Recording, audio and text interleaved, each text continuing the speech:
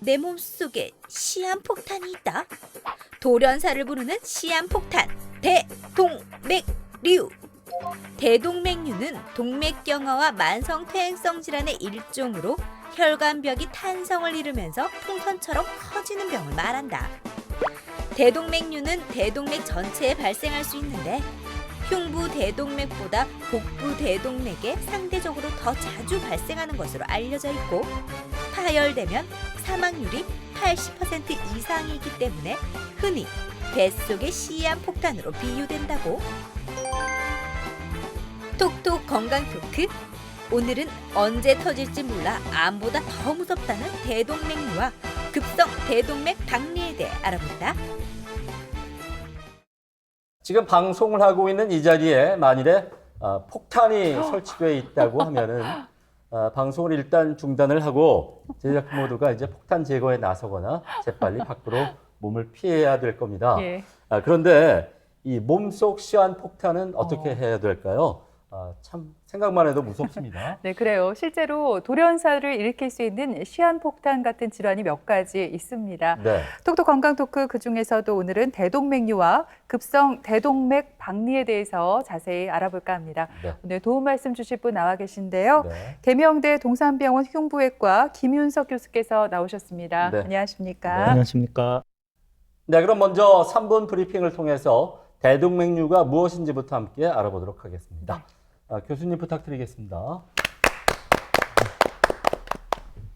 네, 대동맥이란 먼저 심장에 연결되어서 우리 몸의 구석구석까지 혈관을 보내주는 가장 큰 동맥입니다. 흔히들 경부고속도로를 우리 국토의 대동맥이라고들 하는데요. 그와 마찬가지로 대동맥은 심장에서 출발해서 몸 구석구석까지 혈액들을 공급해주는 그런 역할을 하는 동맥입니다. 그리고 대동맥류가 무엇인지 한번 알아보면요. 대동맥류는 대동맥에 붙어 있는 혹을 말하는 겁니다. 정상적인 대동맥보다가 직경이 한 1.5배 정도 이상 늘어나 있는 경우, 그거를 가지고 대동맥류라고 합니다. 이 그림을 한번 보시면 이 사진은 환자가 서 있는 상태에서 왼쪽에서 바라본 모습입니다. 이 물음표처럼 생긴 게 전체적으로 대동맥인데요. 물음표가 시작하는 부분에서부터 상행 대동맥이 머리 쪽을 향해서 올라가게 됩니다. 그리고 대동맥궁이라는 부분을 거치면서 하행 대동맥으로 연결되게 됩니다. 이 사진에서 빨간색으로 동그라미를 쳐놓은 부분을 보면 다른 부분보다가 직경이 확연히 늘어나 있는 모습을 볼 수가 있는데요. 이 부분을 가지고 대동맥류라고 하게 됩니다.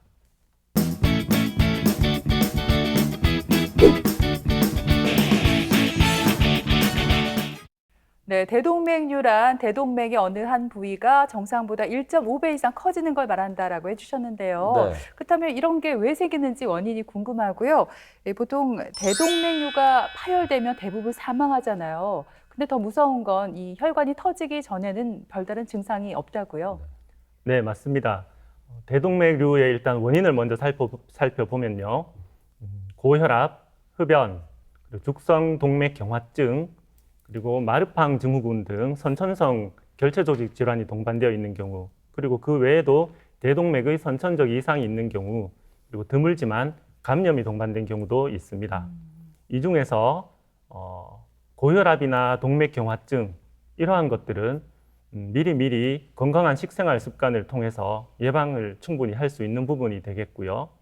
흡연 같은 경우에는 마음만 먹으면 지금 순간부터도 없앨 수 있는 원인 중 하나가 되겠습니다. 앞서 말씀을 하셨듯이 증상은 대부분 우연히 발견됩니다. 건강검진을 하거나 아니면 다른 질환으로 병원을 내원해서 검사를 진행하다가 우연하게 발견되는 경우가 가장 많고요. 그 외에도 흉통이 발생할 수가 있는데요.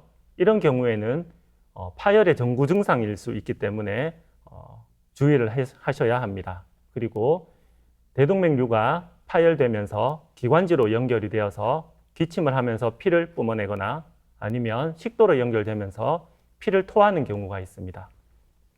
또는 기관지를 압박하면서 기침을 유발하거나 심한 경우에는 호흡곤란을 유발하기도 하고요.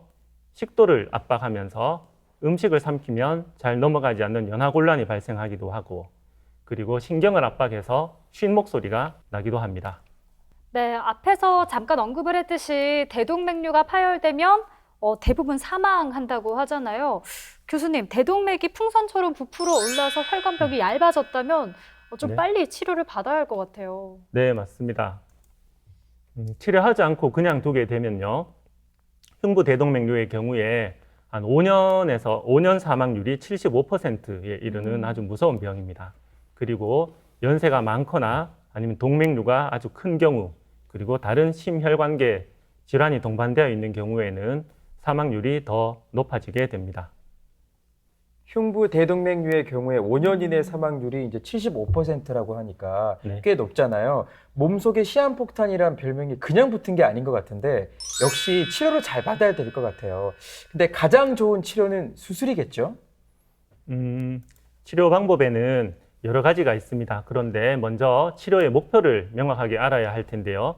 파열을 예방하는 것이 1차적인 목표입니다. 혹시 실례되는 말씀이기는 하지만 예은 선생님은 본인의 네, 수명이 한 얼마 정도 남았다고 생각하십니까? 어떻게 저요? 생각하세요, 선생님? 앞으로 한 100세 시대니까 한 70년은 남았다고 볼 수 있지 않을까요? 네. 욕심이 너무 길게 많네요. 잡았나요? 아닙니다. 그런 좋은 생각이신데요. 축하드립니다. 그런데 파열을 예방하는 것이 1차적인 목표라고 말씀을 드렸는데요. 사람마다 환자분들마다 상태가 다 다르기 때문에 기대 여명이 다 다릅니다. 그런데 치료의 가장 우선적인 목표는 본인의 그런 기대 여명이 끝나기 전에 파열이 먼저 발생해서 먼저 돌아가시게 되는 것을 막는 것이 치료의 가장 큰 목표라고 할 수가 있겠습니다. 그 치료에는 금연, 고혈압 조절, 고지혈증 조절, 그리고 수술 또는 스텐트 시술이 있습니다. 가장 좋은 치료법이 수술이 아니겠느냐라고 질문을 하셨는데요. 맞는 말씀이시기는 하지만 저는 약간 해석을 다르게 하고 싶은데요. 왜냐하면 대동맥류의 경과에 있어서 최악은 대동맥이 수명 전에 파열하게 되는 겁니다. 그 최악을 피하기 위해서 우리가 차악을 선택하는 것이 수술 또는 스텐트 시술이라고 되겠고요. 그리고 금연, 고혈압 조절, 고지혈증 조절 이런 것들은 차선이 되겠습니다. 그럼 철원 선생님께서는 최선의 치료는 뭐라고 생각하십니까? 제가 대답하는 것보다는 교수님께서 대답하시는 게 좀 신뢰성이 있을 것 같아요. 네. 피해 가시죠. 알겠습니다. 최선의 치료는 담배를 애시당초 피우지 않는 것이고요. 아. 그리고 고혈압이나 고지혈증이 생기지 않도록 미리미리 건강한 식생활 습관을 통해서 저런 것들을 예방하는 것입니다. 그리고 불가피하게 수술이 필요한 경우는 어떤 것이 있는지 살펴보면 통증 등 주변을 압박하는 증상이 나타나는 경우에는 이게 파열의 전구 증상일 수 있기 때문에 수술을 받아야 합니다. 그리고 1년에 0.5cm 이상 빠르게 커지는 경우나 아니면 직경이 5.5cm 이상인 경우, 그리고 마르팡 증후군 등의 결체 조직 질환이 동반된 경우에는 보통 정상인보다 대동맥 조직이 약하기 때문에 5.5cm보다 더 작은 4에서 5cm 이상이 되면 그때도 수술을 권고드리고 있습니다.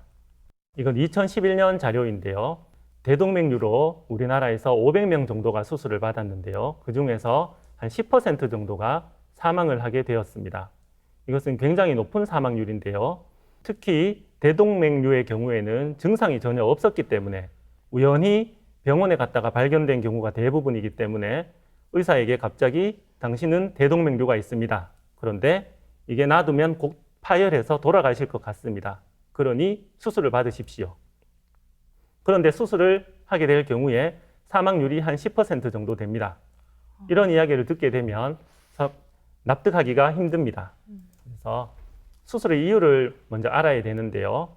의사들이 수술을 권유할 때에는 아무렇게나 수술을 권유하는 것은 아닙니다. 먼저 파열로 인한 위험과 수술의 위험, 이것들을 이 양팔 저울 위에 올려놓게 됩니다. 그리고 이렇게 비교를 해봤을 때 파열로 인한 위험이 수술의 위험보다 훨씬 높을 때, 이때에 수술을 권유하게 됩니다. 이것은 수술 전후 사진인데요.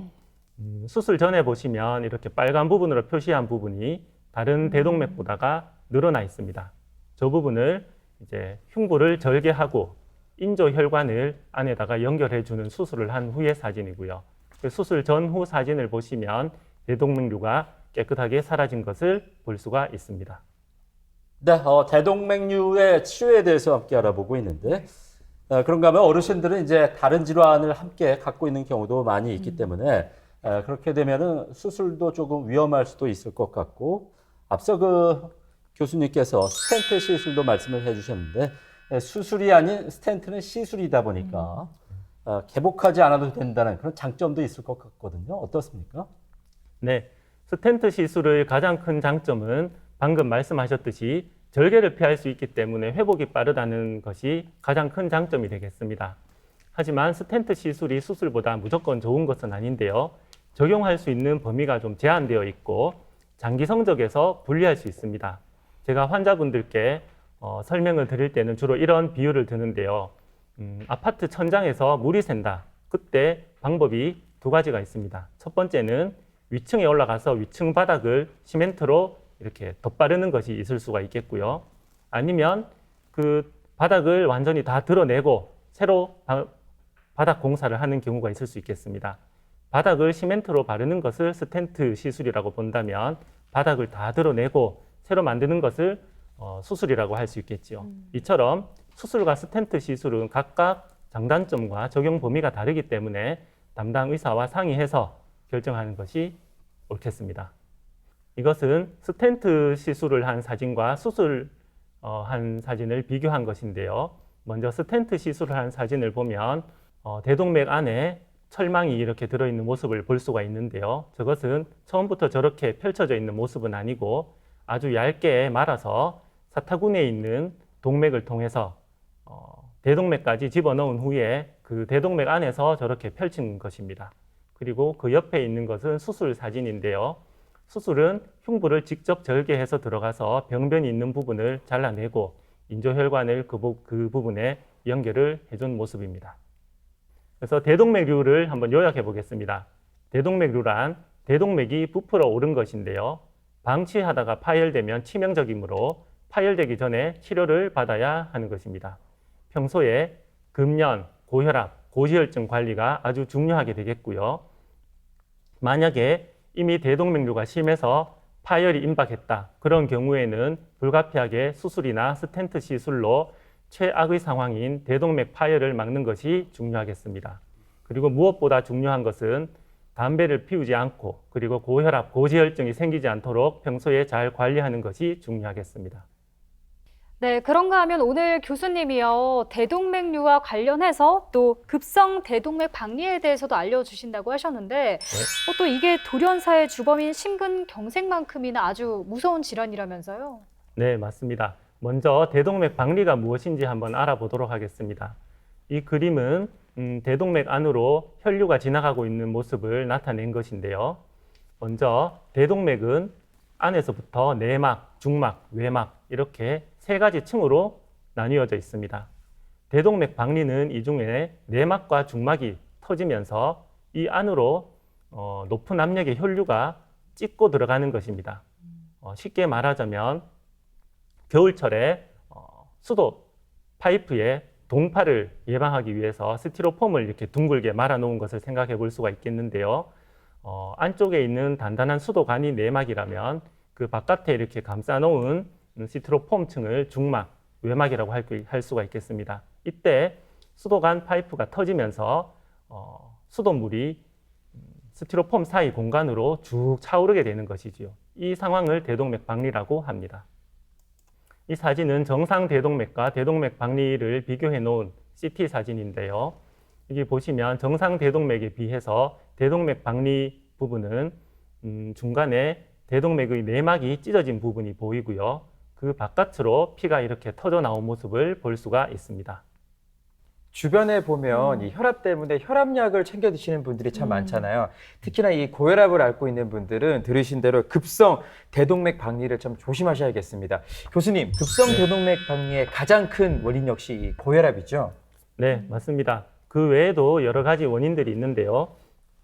앞서 말씀하신 고혈압이 한 환자들 80%에서 동반되고요. 그 외에도 동맥경화증이나 마르팡 증후군 등 선천적인 결차조직 질환이 있는 분들이 생길 수 있습니다. 그리고 이엽성 대동맥 판막에서도 대동맥벽이 보통 사람보다 약하기 때문에 잘 동반된다고 알려져 있습니다. 급성 대동맥 박리의 증상은 대동맥류와는 좀 다릅니다. 대동맥류는 증상이 없다가 우연히 발견되는 경우가 많았는데요. 급성 대동맥 박리 같은 경우에는 갑작스럽고 극심한 흉부, 등, 복부, 허리에 통증이 발생하는데요. 환자분들은 도끼로 누가 찍은 것 같다고 표현을 할 정도로 통증이 아주 극심합니다. 그래서 응급실로 실려오는 경우가 대부분입니다.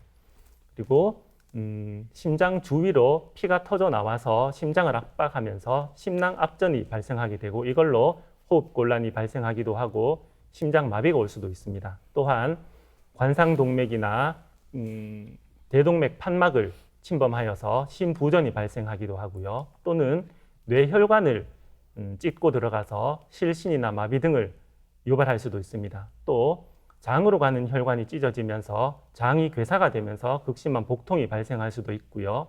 또한 상지나 하지의 혈관이 찢어지면서 상하지에 창백함을 동반한 심한 통증 등이 발생할 수도 있습니다. 네, 이렇게 네. 대동맥이 찢어지게 되면은 네. 절반 가까이가 병원 문턱을 밟아보기도 전에 사망을 한다고 하는데요. 네. 교수님, 1분 1초의 생사가 갈리는 만큼 말씀해 주신 그런 증상이 나타난다면 병원 응급실을 빨리 찾아야겠습니다. 네, 맞습니다. 이거는 제가 응급실을 빨리 찾아라고 강조하지 않아도 통증이 너무 극심하고 모든 증상들이 너무나 심하기 때문에 응급실로 실려올 수밖에 없게 되는데요. 네. 이렇게 응급실로 실려오는 분들도 어쩌면 운이 좋은 분들입니다. 왜냐하면 40%에서는 그 자리에서 즉사하기 때문입니다. 그리고 그 이후에도 시간당 1%의 환자가 추가로 계속 사망하게 되는 매우 심각하고 치명적인 질병이고요. 그렇기 때문에 신속한 치료가 매우 중요합니다. 또 2011년 국내 현황을 한번 살펴보겠는데요. 2011년에는 한 400명 정도의 환자가 급성 대동맥 박리로 우리나라에서 수술을 받았습니다. 그리고 그 중에 한 9.5%에서 또 사망을 하게 되었는데요. 상당히 많은 수가 사망을 하게 되었습니다. 하지만 이것도 성적이 좋은 편에 속합니다. 우리나라는 국제적인 데이터를 보면 한 20% 정도에서 사망을 한다고 되어 있습니다. 아무튼 그만큼 심각한 병이고 수술을 한다 하여도 사망률이 10% 정도에서 발생할 수 있는 상당히 위중한 질병이고요. 이것도 수술을 해야 하는 이유는 대동맥류와 마찬가지입니다. 수술 받지 않고 그냥 있었을 때 위험성이 너무나도 크기 때문에 수술의 위험성이 높지만 수술을 받아야 되는 것입니다. 치료의 목표를 살펴보겠습니다. 치료의 1차적인 목표는 생명 보존입니다. 왜냐하면 사망률이 굉장히 높기 때문에 어떻게든 환자의 목숨을 지금 이 순간 건지는 것이 가장 중요하게 되겠고요. 그리고 장기적으로 보았을 때는 대동맥류로의 진행 등 장기적인 합병증 등을 최소화하는 것이 치료의 2차적인 목표가 되겠습니다. 급성 대동맥 박리에서 수술이 필요한 경우를 한번 살펴보겠습니다. 상행 대동맥에 박리가 침범된 경우에는 반드시 수술이 필요한데요.